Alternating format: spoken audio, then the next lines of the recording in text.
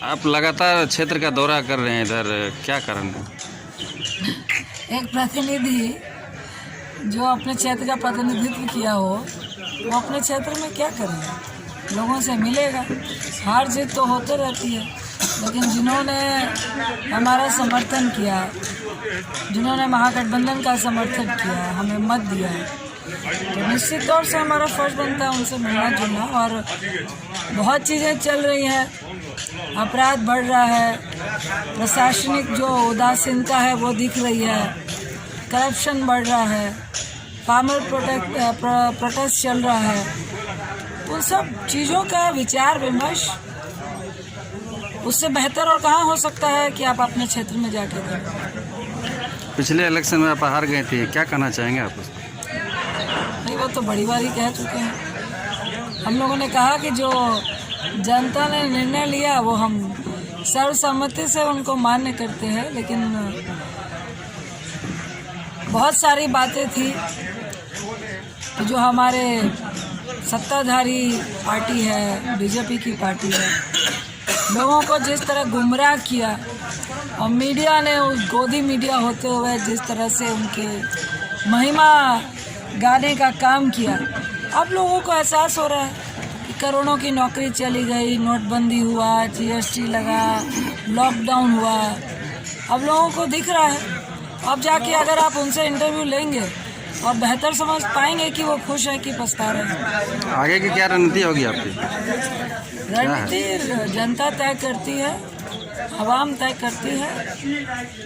हम लोगों का यही फर्ज है कि आप लगातार लोगों से मिलें, आवाम से मिलें, और आप प्रतिनिधित्व में कर रहे हो या ना कर रहे हो, लेकिन एक जिम्मेदारी होती है आवाम के लिए, और उसको आप जिस तरह से भी निभा सकते हैं उसको निभाने का काम करिए।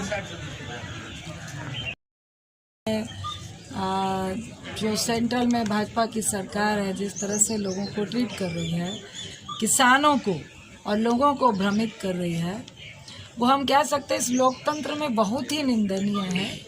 जिस तरह से उसको गला दबाने की कोशिश की जा रही है, और किसान पेशेंस पे पेशेंस और सब्र पे सब्र रख के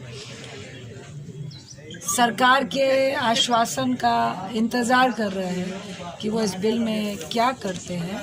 सारे आप कह सकते हैं, चूँकि बिहार में छोटे किसान हैं, बड़े किसान बचे ही नहीं हैं, और सबसे ज़्यादा एमएसपी का जो लाभ है पूरे देश में मात्र 6% लोग ही एमएसपी का किसान लाभ ले पाते हैं, जिसमें 85% जो है वो हरियाणा और पंजाब के ही किसान हैं।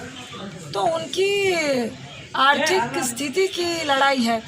अब तो उत्तर प्रदेश कहिए, राजस्थान कहिए, साउथ के फार्मर्स कहिए, सब लोग आ रहे हैं।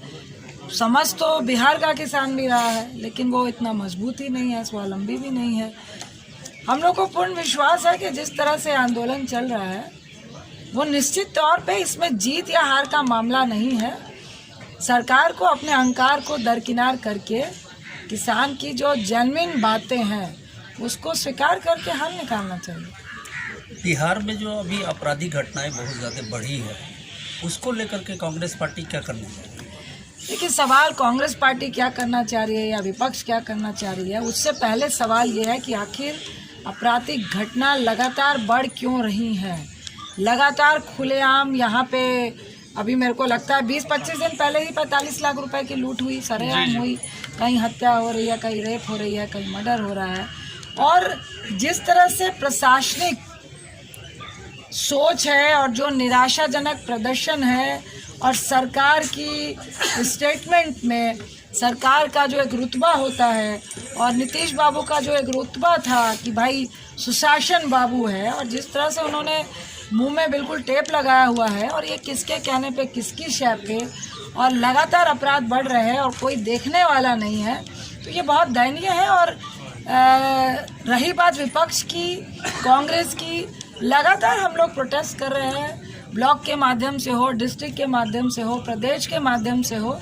लेकिन अफसोस है कि हम आपको नहीं कह रहे, लेकिन आज के जो नेशनल चैलेंज है, किस डर से, किस भय से, किस ईडी के भय से दिखाते सिर्फ वो है जो मोदी सरकार चाहती है।